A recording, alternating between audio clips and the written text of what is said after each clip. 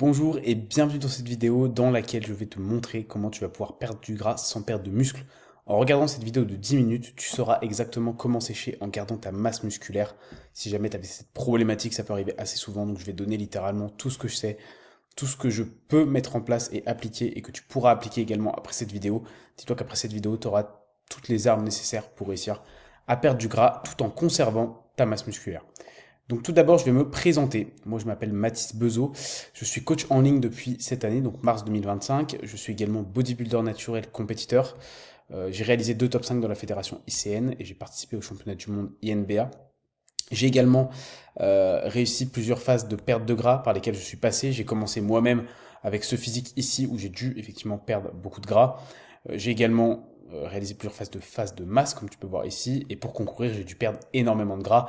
Donc le fait de devoir sécher tout en conservant son muscle est un sujet qui me tient particulièrement à cœur et que j'apprécie beaucoup, que j'apprécie également avec mes clients, que j'ai aidé à se transformer. Ici, tu peux voir Baptiste en 6 semaines qui a perdu 6 kilos et on peut voir qu'il a très bien conservé sa masse musculaire au niveau des jambes, au niveau des bras, des pecs, etc. La même chose ici pour Romain, qui lui a perdu 10 kilos en 10 semaines. Donc c'est un processus qui est extrêmement intéressant. Donc tout d'abord, ce qu'on va voir aujourd'hui, c'est la planification. Il va falloir commencer par planifier. Ensuite, on va voir le déficit calorique, la dépense énergétique, maintenir ses performances et enfin, comment gérer la suite. Donc pour commencer, tu dois d'abord définir ton point de départ. Quel est ton physique actuel? Quel est ton niveau de body fat environ? Donc tu vas prendre des photos de ton physique sous différentes poses, différents angles, de dos, de côté, de face. Et tu vas également définir ton objectif final en termes de body fat. Donc te dire à peu près quel physique tu aimerais et vers quel poids tu aimerais te situer, même si c'est pas toujours facile à estimer. À partir de ça, donc effectivement de ce point de départ actuellement et de ton taux de body fat, tu vas pouvoir te fixer une moyenne de perte de poids par semaine et donc la durée de ton déficit et de la phase qui va suivre. Ça va dépendre donc de est-ce que tu es compétiteur, est-ce que tu veux surtout juste perdre du gras, te sentir bien et maintenir ton physique après. Dans ce cas-là, tu as plus de temps. Donc il y a vraiment une question de timing là-dedans. C'est pour ça effectivement que la vitesse à laquelle tu vas perdre du poids va dépendre de ton expérience, de ce que tu souhaites préparer des compétitions par la suite, et notamment du type de déficit. Donc le type de déficit, il y en a plusieurs. Il y a le mini-cut, donc assez connu. C'est une sèche agressive et courte, ce qui veut dire que généralement on drop les calories très très fortement d'un coup par rapport à la phase précédente, sans dropper petit à petit. Donc le but c'est de perdre du gras assez rapidement et donc d'avoir une perte, on va dire, assez importante par semaine. Généralement ça va être du 800 grammes à 1 kg par semaine, dans le but en général de refaire une phase de masse après et potentiellement de faire une préparation de compétition. C'est souvent pour ça, le but c'est de ne pas perdre trop de temps et de perdre du gras le plus vite possible, mais ça c'est adapté à des personnes souvent qui ont de l'expérience, parce qu'effectivement c'est pas une phase qui est facile de faire un drop agressif et de maintenir ses perfs en parallèle. Il y a également le déficit classique, donc lui ça va être de diminuer les calories progressivement et donc d'avoir une phase un peu plus longue.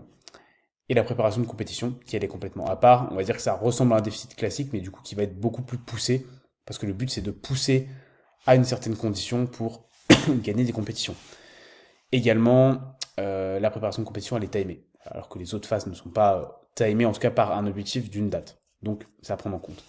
Les durées générales, ça va être 4 à 12 semaines pour le mini-cut, 12 à 20 semaines pour un déficit et 16 à 30 semaines et plus pour une prépa. Gardez en tête que, évidemment, comme d'habitude, c'est toujours adaptable. Si vous faites 13 semaines de mini-cut, c'est pas forcément un déficit classique. Enfin, vous voyez, ça dépend vraiment de votre point de départ et de là où vous voulez aller. À quel point vous voulez être sec. Parce que parfois, vous pouvez vous arrêter à 10 semaines, vous serez déjà sec. Et si vous allez à 14, vous allez être plus sec. Voilà. Donc c'est vraiment une question d'envie personnelle. Il faut déjà que vous mettiez ça concrètement, ce que vous voulez comme physique. Le déficit calorique, donc, c'est pas un secret. Voilà, ça, je vais pas forcément vous l'apprendre. Si vous voulez perdre du gras, vous devez être en déficit calorique. En fait, c'est la règle d'or, c'est la règle clé. Donc, tout par de là. C'est beaucoup plus simple que la prise de muscle, hein, pour le coup. Perdre du gras, c'est être en déficit. Donc, comment savoir si tu es en déficit? Donc, déjà, pèse-toi plusieurs fois dans la semaine et fais la moyenne. Voilà, l'idéal, c'est tous les jours, mais même si c'est 3-4 fois dans la semaine, c'est déjà très bien. Si la moyenne baisse par rapport à la semaine précédente, donc quel est l'écart, voilà, tu es en déficit. Si la moyenne baisse pas assez vite par rapport à ce que tu aimerais, ton déficit n'est pas assez prononcé. Donc potentiellement, tu peux baisser les calories. Comment passer d'un surplus à un déficit? La baisse viendra principalement des glucides, c'est le principal levier du déficit. Tu vas essayer de garder également tes protéines au même niveau, voilà, pour conserver ta masse musculaire. C'est une règle d'or, évidemment, tu ne vas pas baisser tes protéines, sinon effectivement ton muscle va partir aussi. Et tu vas pouvoir baisser un peu les lipides. Si tes lipides étaient par exemple à un niveau style 1 gramme par kilo de poids de corps, tu mangeais 80 grammes de lipides, tu peux passer à 60 ou 50 grammes sans que ça pose problème. Tu peux même descendre à 0,5 grammes par kilo de poids de corps. C'est-à-dire que généralement, c'est une limite basse qui est plutôt bien de ne pas trop descendre en dessous, mais baisser les lipides, c'est aussi un bon moyen de baisser ton total calorique et sans pour autant devoir drop trop les glucides, ce qui va te faire perdre de l'énergie sur tes trainings. Il faut savoir que les hormones, elles sont souvent flinguées parce qu'on est très sec, pas parce que les lipides sont bas. Ou souvent, c'est le combo des deux. Donc ça dépend de la longueur de ta sèche et de quel point tu veux pousser. Si tu es en préparation, par exemple, tu peux garder les lipides un peu plus haut, plus longtemps, pour anticiper justement cette baisse hormonale. Petit aparté également sur les repas libres, tu peux en faire en sèche. Voilà, c'est pas forcément un souci. Évidemment, cela étant dit, il faut adapter sa journée de façon cohérente. Donc, estimer le repas libre. Généralement, estime-le à la hausse, c'est toujours un peu mieux. Et adapter le reste de la journée. Voilà, si tu fais un repas libre, ne mange pas tes calories habituelles. Mange moins sur le reste de ta journée, tout simplement. Et fais des choix cohérents. Ne va pas manger, par exemple, un tacos XL. Tu sais que tu seras potentiellement au-dessus de tes calories avec un seul repas. La dépense énergétique, c'est le deuxième levier le plus important. Évidemment, il y a les calories. La dépense, deux leviers principaux qu'on va avoir, ce sont les pas et le cardio. Donc les pas, c'est un très bon levier car il amène assez peu de fatigue et il est assez facile à mettre en place parce que tu peux marcher n'importe où. En général, entre 10 et 15 000 pas par jour, c'est un bon total. Tu peux monter, voilà. Si tes pas actuels sont par exemple à 8, 10 000, tu peux passer à 12 000, 13 000 pour voir à peu près comment ton poids évolue et tu peux voilà, monter jusqu'à 15 000. Tu peux même monter plus. Mais à voir selon ta récupération et si effectivement c'est quelque chose de faisable pour toi tous les jours. C'est ça qui est important aussi. Le cardio à basse intensité est aussi un très bon outil et il a l'avantage par rapport au pas de brûler plus de calories en moins de temps. Donc c'est effectivement un gain de temps et ça peut accentuer plus facilement le déficit que augmenter continuellement les pas. Donc ça peut se compléter. Ouais, tu vas pas augmenter tes pas et ajouter du cardio. À éloigner de l'entraînement. Dans l'idéal pour ne pas impacter les performances, donc pas avant l'entraînement, ça c'est sûr. L'idéal c'est par exemple de le faire le matin à jeun et de faire son entraînement l'après-midi. Si tu n'as pas le choix, vaut mieux le faire après l'entraînement qu'avant. C'est ce que je te conseille. Donc dans l'idéal entre 120 et 150 BPM, donc sur tapis ou sur vélo, selon le cardio que tu préfères de ton choix. Comment ensuite maintenir ses performances? Maintenir ses performances, c'est peut-être l'un des points les plus importants dans cette sèche. C'est ça qui va faire que tu ne vas pas perdre de muscle. Il y a effectivement ton apport en protéines, bien sûr, comme on a vu avant, mais il va falloir protéger tes séances. Tes séances, c'est le moment clé de ta journée. Ça l'est déjà en prise de masse, mais là, à ce moment-là, un rien peut ruiner ta séance. Donc, il faut bien se préparer là-dessus. D'abord, place une grande partie de tes glucides en pré-training. Voilà, là où il faut enlever des glucides, c'est sur tous les repas qui n'ont aucun rapport avec le training. Je te conseille d'en garder en post-workout, mais la priorité, c'est le pré-training. La priorité, c'est clairement ce moment-là. Ensuite, garde des lipides pour ce pré-training également. Vu que tu es plus bas en glucides, ton corps absorbe beaucoup plus vite les glucides. Donc même si par exemple, tu passes sur une source comme de l'avoine que tu avais du mal à digérer en prise de masse, en sèche, tu pourras largement, ça peut même être intéressant. Ça ralentit un petit peu la digestion et si tes séances sont longues, ça te permet de garder de l'énergie tout au long de la séance, avec des glucides plus bas. Également, garde un intra-workout, comme de la malto ou de la cluster dextrine. C'est pas grave si tu baisses la quantité de l'intra, mais si tu restes à 15-20 grammes, c'est toujours bien. Parce que clairement, ça te permet de rester performant du début à la fin de tes séances. Surtout quand le dernier repas commence à remonter un petit peu. Ensuite, place ta dépense énergétique à un autre moment. Donc dans l'idéal, éloigne le cardio et les pas de la séance, histoire d'être un maximum concentré et focus en termes d'énergie. Et enfin, garde la même mentalité. Garde toujours l'envie de progresser, de faire progresser ton logbook, ou en tout cas de maintenir tes perfs, mais de l'intention et surtout, ne pars pas défaitiste. Ça, c'est très très très important. Si tu commences à arriver à l'entraînement, te dire que t'es bas en calories, t'es plus léger, donc tu vas être faible et tu vas forcément régresser, il y a de fortes chances que tu régresses.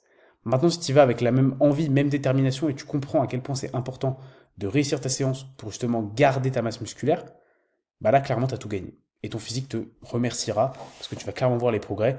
Faut pas se dire que c'est une phase où on régresse, c'est une phase clairement où on fait des progrès, parce que tout simplement, tu pars sur une base plus lean, et ta prise de masse qui va suivre va être extraordinaire. Je peux te garantir, je fais ma meilleure prise de masse après une mini-cut. Alors que ma première prise de masse après une phase de maintenance était moins bonne. Enfin, gérer la suite. Très important, beaucoup d'erreurs là-dessus aussi. Très peu de personnes pensent à la suite. On veut perdre du gras, on veut atteindre un objectif de poids, et on n'anticipe pas. Donc ne pas planifier, c'est la meilleure façon de ruiner sa perte de gras et tout reprendre en un rien de temps. Après une phase de sèche, on a souvent très très faim, même plus que pendant la phase de sèche. Donc il faut se préparer à ça. C'est pas parce que vous êtes plus en sèche que d'un coup, hop, votre satiété va revenir et vous n'allez pas avoir des envies de craquage. Vous allez même avoir encore plus envie parce qu'il n'y a plus rien qui vous retient. Donc, préparez à l'avance votre phase de reverse diet. Remontée progressive des calories via principalement les glucides et un petit peu les lipides, palier par palier, donc semaine par semaine. Évitez de réintroduire de nouveaux aliments à ce moment-là. Juste augmenter les quantités de ce que vous avez. Parce que si vous commencez à manger de nouveaux aliments, ça va potentiellement driver votre envie de continuer à manger plus et ça peut être un peu compliqué à gérer. Voilà. Si vous avez une très bonne gestion de votre focus, pourquoi pas, mais je vous conseille d'éviter. Autorise-toi 1 à 2 repas maximum libres par semaine. Ce sera également l'objet d'une autre vidéo. Mais dans l'idéal, voilà, essaye de limiter un petit peu ça parce que si tu commences à sortir partout et à dire oui à tout le monde, ça peut clairement flinguer ta progression. En tout cas, flinguer les résultats que tu as eu en sèche. Et enfin, la dépense énergétique, il ne faut pas la réduire à néant d'un coup, baisser petit à petit. Potentiellement baisser un petit peu le cardio, le garder pendant un temps, mais juste moins de minutes par semaine, et baisser un petit peu les pas, mais semaine par semaine. Tout simplement pour laisser la maintenance calorique remonter et voir comment ton poids évolue. Donc voilà, mets ça en place, c'est très important. Si tu veux enfin un accompagnement pour réussir ta perte de gras ou réussir ta prise de masse, tout simplement améliorer ton physique, tu peux réserver un appel avec moi qui est offert bien sûr, dans lequel on va discuter de tes objectifs et je pourrai te présenter ma façon de travailler. Le lien de mon calendrier est dans la description, donc n'hésite pas à réserver un appel ou tout simplement à passer par mon Instagram qui est également dans la description pour en discuter avec moi si jamais tu veux en parler avant qu'on fasse l'appel. On pourra parler de tes objectifs et donc effectivement voir si ce que je peux te proposer en coaching pourrait t'aider. Et je suis certain que ça pourrait t'aider à progresser. Comme tu peux voir ici d'autres transformations, Baptiste ou encore Mathéo qui lui est en prise de masse. Donc voilà, j'espère que cette vidéo aura pu t'aider. N'hésite pas à passer par mon calendrier en description. Je vous dis à très vite.